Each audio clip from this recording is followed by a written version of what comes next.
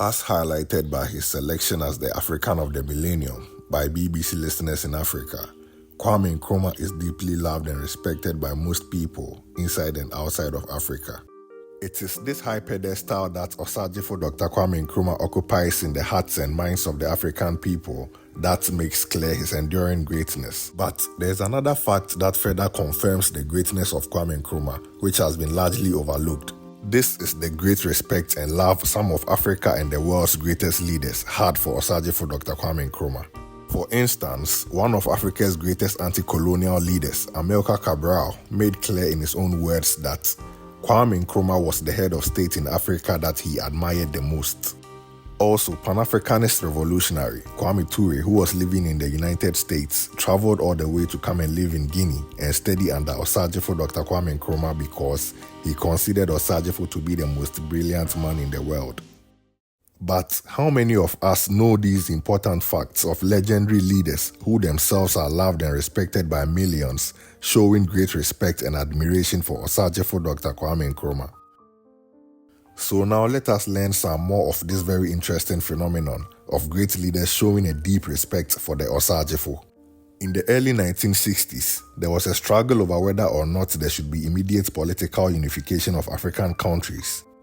Kwame Nkrumah led the group that advocated for immediate African unity, and on the other side were many African leaders who opposed the idea. One of these leaders was Tanzania's Julius Nyerere, who favored a gradual approach and thought Kwame Nkrumah was going too fast. But after over 30 years, Julius Nyerere admitted that he was wrong and Kwame Nkrumah was right. Here is Nyerere in his own words. I still recall arguing with Nkrumah in occasional instances where I told him that his idea of African unity was not going to work because he was doing things for propaganda purposes. But long after Nkrumah's overthrow and subsequent death, it took me 10 years of consistent study to get the full import of what Kwame was talking about. In fact, Kwame Nkrumah is the greatest African ever. And in a speech he gave in Accra, Ghana on the 6th of March 1997, Julius Nyerere made clear that without unity, there is no future for Africa. Here are some excerpts from the speech. Africa must unite. That was the title of one of Kwame Nkrumah's books. That call is more urgent today than ever before. Together, we the peoples of Africa will be incomparably stronger internationally than we are now with our multiplicity of unviable states. The needs of our separate countries can be and are being ignored by the rich and powerful. The result is that Africa is marginalized when international decisions affecting our vital interests are made. If numbers were horses, Africa today would be riding high. Africa would be the strongest continent in the world, for it occupies more seats in the UN General Assembly than any other continent. Yet, the reality is that ours is the poorest and weakest continent in the world, and our weakness is pathetic. Unity will not end our weakness, but until we unite, we cannot even begin to end that weakness. So this is my plea to the new generation of African leaders and African peoples. Work for unity with the firm conviction that without unity, there is no future for Africa. The Fifth Pan-African Congress, most of Africa, of course, was colonized. Kwame Nkrumah came to change all this. By 1958, he threw the British out of Cape Coast and named it Ghana. Nkrumah declared before the entire world that the independence of Ghana is meaningless unless it's linked with the entire continent of Africa and its unification and liberty. And Nkrumah made Ghana the base for every movement that fought against colonialism. Mugabe, who's now the head of Zimbabwe, where was he trained? In Ghana. Go and ask all of them. Nkrumah set up freedom schools, teaching how to use arms to go and fight. It was Nkrumah who built the base and pushed Pan-Africanism. He understood that Africa was divided in 1865 at the Berlin Conference, and that we cannot accept divisions imposed upon us by our enemy. Africa is one, we must unify her. This has been the task. Of course, since Nkrumah, the movement picked up. The independence of Guinea came in the same 1958, later that year, and with Sékou Touré and Kwame Nkrumah, the movement really coalesced force. Now, I am sure you watching this video knows about the great Malcolm X, one of the greatest revolutionaries to have ever lived.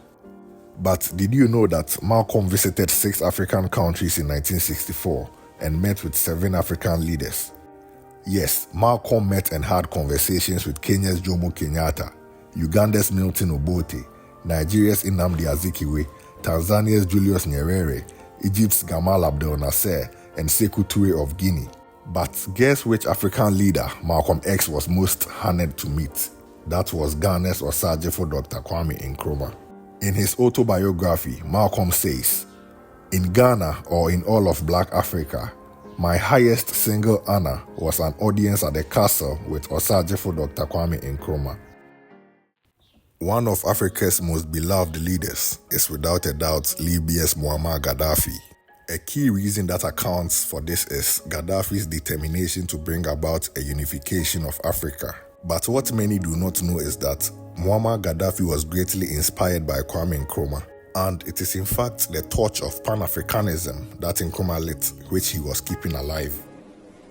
My mission is to encourage my brothers and wake up the African peoples to unify our continent, Africa.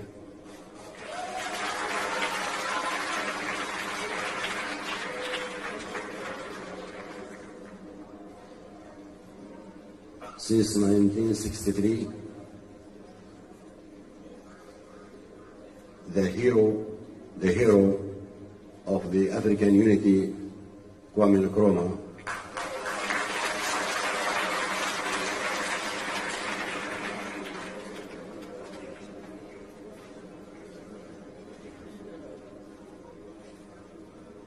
wanted to unify Africa since that time in one state, one government.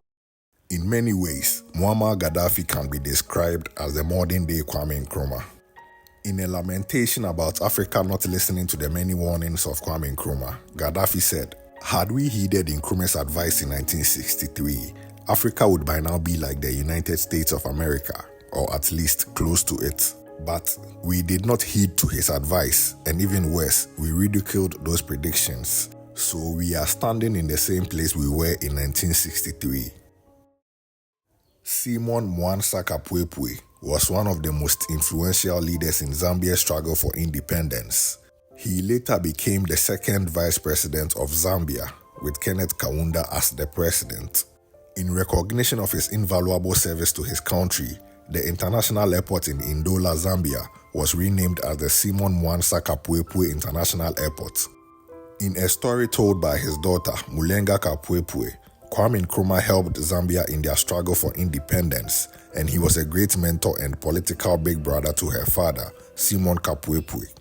According to Mulenga, Kwame Nkrumah gifted her father a kente cloth, which he cut in half and gave the other half to Kenneth Kaunda.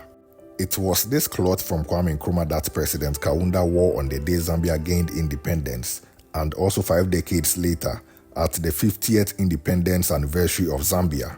Simon Kapwepwe was also buried in his kente cloth, which was gifted to him by Osagyefo Dr. Kwame Nkrumah. Another story is told by Nathan Chume, the son of one of the leading figures in the struggle for Malawi's independence, Kanyama Chume. Kanyama served as Malawi's Minister of Education and the Minister of Foreign Affairs after independence. According to his son, Kanyama was also gifted a Ghanaian smock by Kwame Nkrumah, and it was one of his most prized possessions.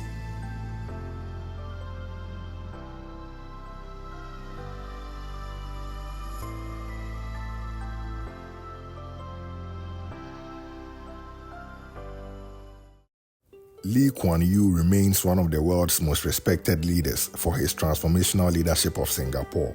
One fact that is barely known is the fact that he visited Ghana twice in search of assistance for his country in the early 1960s. And in a letter he wrote to Kwame Nkrumah just days after his overthrow, Kuan Yew expressed his appreciation for Nkrumah's kindness and support for Singapore.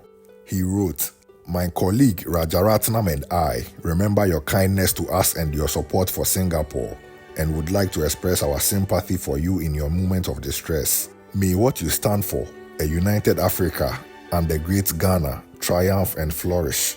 Kuan Yew further added, I visited Ghana twice, and I do not believe that the political changeover has written finish to the chapter of what has gone before. I do not know what exactly happened, nor how things will turn out, but I am sure you know that there are many people who wish Ghana and you all the best. The Ghanaians are a vigorous and lively people, and they deserve all the vision and leadership which you strove to give them, to make Ghana into a strong modern part of an Africa whose unity you have always espoused. Patrice Lumumba is and will always remain one of Africa's greatest leaders. His fearlessness and loyalty to his people until the very end guarantees this. Much like Simon Kapuepwe, Kwame Touré, and many others, Patrice Lumumba also considered Kwame Nkrumah as his mentor, and this is perfectly captured in a letter he wrote in 1959 to Ghana's foreign ministry. In the letter, Patrice Lumumba writes, "May I please ask the Prime Minister to give me the necessary guide in respect of the plan to follow in our struggle. His experience means a lot to us." Patrice Lumumba also requested for copies of Kwame Nkrumah's political speeches to distribute in the Congo. Secretaries and cabinet ministers really called on him all the time. I mean, when they left the country on a mission, when they came back, they reported, as though he was a head of state. They had terrific regard for him in Guinea. So the people in Guinea really welcomed him? Oh, yes. After the 1966 coup in Ghana, Osagyefo Dr. Kwame Nkrumah chose to settle in Guinea after receiving other offers of hospitality from the presidents of Egypt, Mali, and Tanzania. Not only did Guinean President Sékou Touré graciously agree to host Kwame Nkrumah, but he also announced that Kwame Nkrumah had been made the president of Guinea. And that is how Kwame Nkrumah moved from being president of Ghana to becoming the co-president of Guinea, possibly the only man in history to have been president of two different countries. Talking about Kwame Nkrumah and Sékou Touré, it is important to highlight the fact that Kwame Touré, whose name at birth was Stokely Carmichael, adopted the names of the two great leaders, who were both his mentors. Sékou Touré, despite being Nkrumah's contemporary, had a deep respect for him, and this was highlighted in many ways, including the selfless gesture of sharing his presidency with Nkrumah. In tribute to Kwame Nkrumah after he passed on, Sékou Touré exalted him as a worthy and courageous African whose great and proud image can never be soiled. Sékou Touré also pointed out how those who attempted to humiliate Kwame Nkrumah only succeeded in glorifying him, and described Nkrumah as the African who belongs to all times and to all spaces. Amilcar Cabral, also in a tribute to Kwame Nkrumah, described him as an exemplary revolutionary who was primarily the strategist of genius in the struggle against classic colonialism. I hereby end with some more words from Amilcar Cabral, highlighting the everlasting greatness of Osagyefo Dr. Kwame Nkrumah. "We pay homage to the pioneer of Pan-Africanism, to the tireless, constantly inspired combatant for African unity. We pay homage to the avowed enemy of neocolonialism in Africa and elsewhere, to the strategist of the economic development of his country. We hail in Nkrumah the freedom fighter for the African peoples, who was always able to grant unconditional support to the national liberation movements." Please do support us by liking and sharing this video to others, and please do not forget to hit the subscribe button. Thank you so much for watching.